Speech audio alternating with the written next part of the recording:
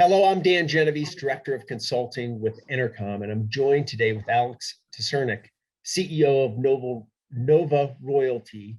Nova is a royalty company focused on providing investors with exposure to the key building blocks of clean energy, specifically copper and nickel.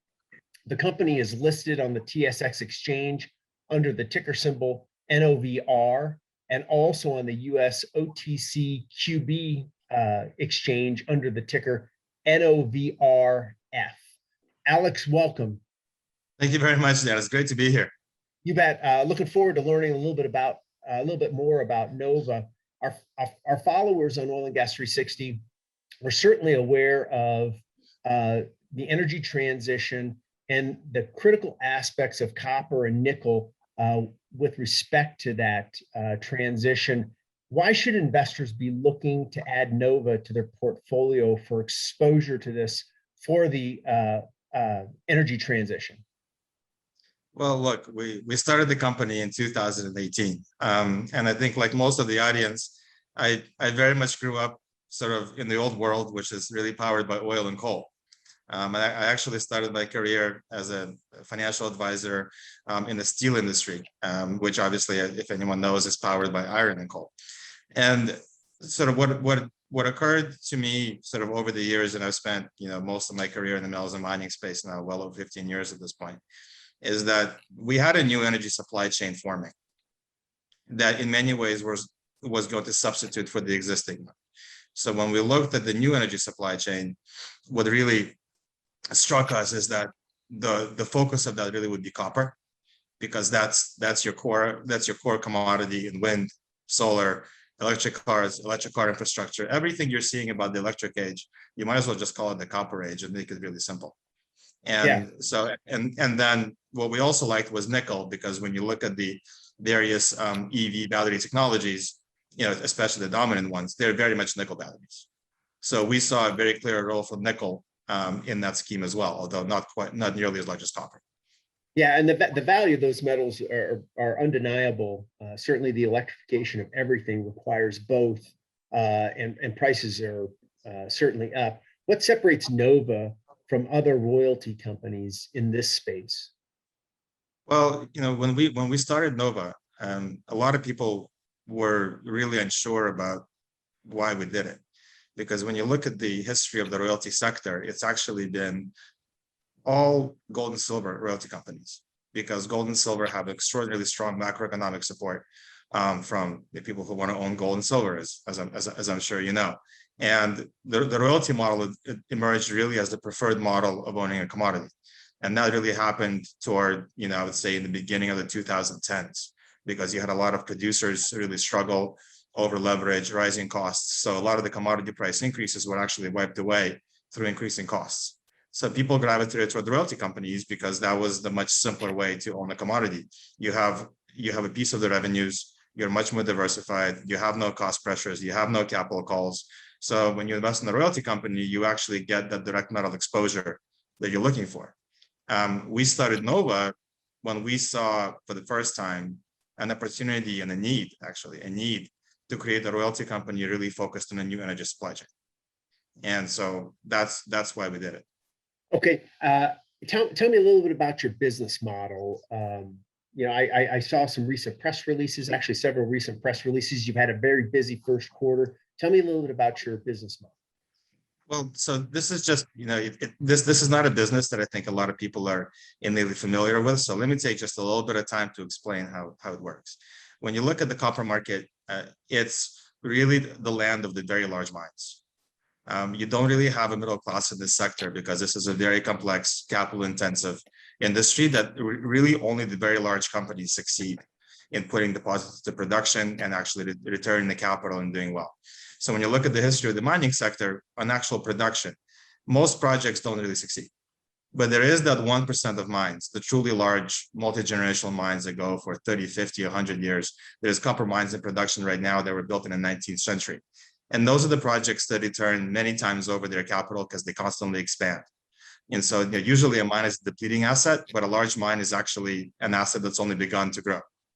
And so we really have focused our attention on buying royalties on this top 1% of assets, with the really generational mines that will be required for the energy transition.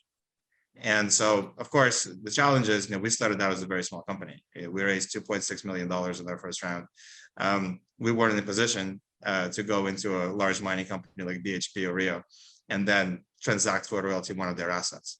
The only way that you can do it, and this is really the only time when the royalty is generated on an asset of this quality, is go back 50 years.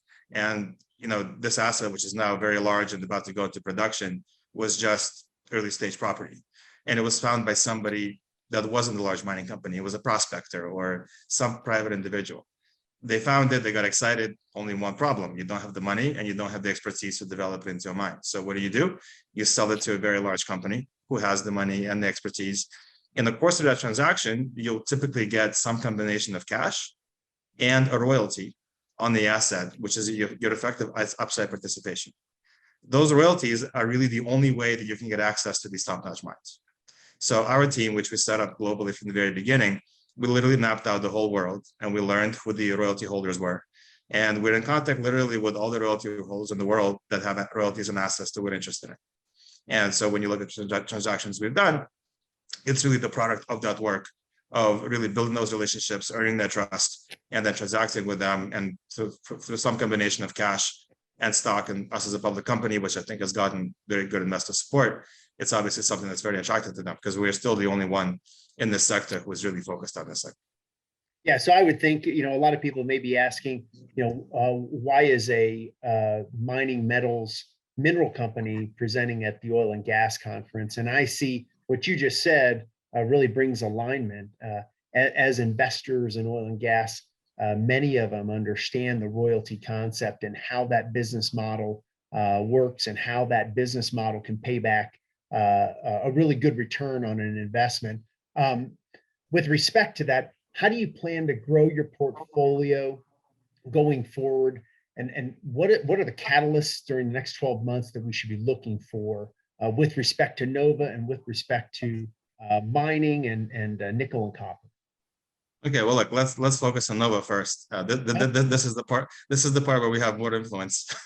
Now, in terms of when we had gone public, right before we went public last October, and we've been, I think, very busy ever since in terms of announcing transactions, and really, I think the company has transformed in that time frame from a very different company from what it was. Now, we see the opportunity for us as really a very unique one. I mean, this happens very rarely where you have a chance to start a really tier one royalty company with exposure to some of the most strategic assets out there.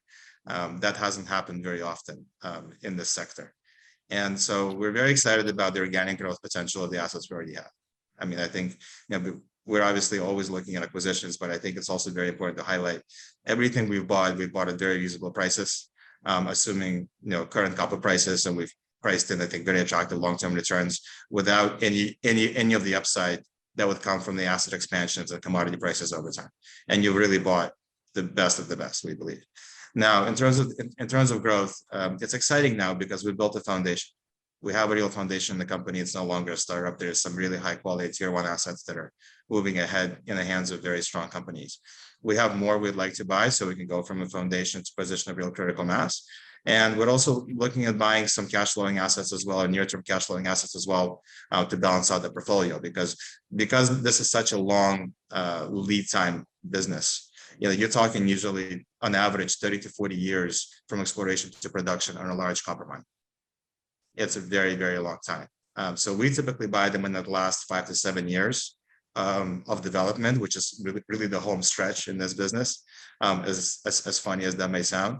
But we also would like to add some things that are already cash flowing or near-term cash flowing, just to create something more balanced. Now, we really see the company as what we think will eventually become the premier investment in this whole thesis. So whether you can buy a producer, you can buy Nova, which is a diversified royalty company with top-notch assets, constantly adding more. We expect to be a dividend payer once that can be sustained. And the thing is, the assets, given the nature of the assets, because they're so large, you can be paying dividends here for 30, 50, 70, 100 years to come, because you actually have the asset base to support that. So really, it's just a case of incremental growth with a clear goal in sight, one by one. And we're really excited about the asset base. It's nice to talk to people now who have royalties, and we already had success having people put the royalties into the company for equity. You know, when we bought the Taca Taca project in Argentina, which is one of the standout projects in the world, being pushed forward by First Quantum, one of the best copper mining companies out there. The royalty owners actually took the second transaction we did, they took 80% in shares because they saw the opportunity in the company to really keep on growing and create something unique, which cannot be replicated that easily. Because one thing to remember is this is not a business with a ton of ready tier one assets that can go into production. And so we would love out of that high quality finite universe, we'd like to own as much as possible and really create that portfolio for our investors to have, and obviously keep on adding more as we go. Yeah, and I like the fact that very similar to investors that are interested in oil and gas royalty, they want the upside opportunity, the revenue opportunity without the risk of drilling, and I think you offer the same thing without the risk of billions of dollars into mining equipment and production. The thing is, I mean, you have to really be humble in this business and appreciate just how difficult the job of the companies and the management teams is. You know, maybe they get a lot of criticism sometimes, you know, they're not doing this, they're not doing that. Truth of the matter is this is just a very tough business. And so I think that royalty companies are very fortunate in the sense that you get 1% of the revenues, you benefit from all the capital being spent. You're not the one, you know, sort of staying up nights trying to figure out how you're going to make the balance sheet work and a lot of this stuff. But because these ore bodies are so large, and because they do yield so much over time, if you can get a royalty life of mine, especially in diversified portfolio, which is very much on theme, I think it's a phenomenal opportunity. So that's why we're so excited about the company. Yeah, I'm excited about it too, and want to encourage everybody to dial in and come to the oil and gas conference coming up. That's August 15th through the 18th. Alex will be presenting on Tuesday, August 17th at 9:15 a.m. Mountain Time here in Denver. It's an in-person conference. And then he's also available for one-on-one meetings for qualified investors that are registered for the conference. And I know that Alex can go into great depth and really break this down in more detail in those meetings with you. So I want to encourage you. A lot of our viewers are already registered, are qualified investors. I want to encourage you to set up the one-on-one meetings. You can log on to the conference website, onto your profile, find Nova Royalty, and go ahead and request a one-on-one meeting for a time that works for you and that they have available. And really want to encourage that. Alex, thank you for your time today. Incredibly exciting story. My pleasure. Thanks, Dan. It's great to be here. It's going to be fun to enjoy the conference. I think everyone loves traveling these days. Yeah, absolutely. We'll see you in Denver here in August. Absolutely. Thanks, Dan.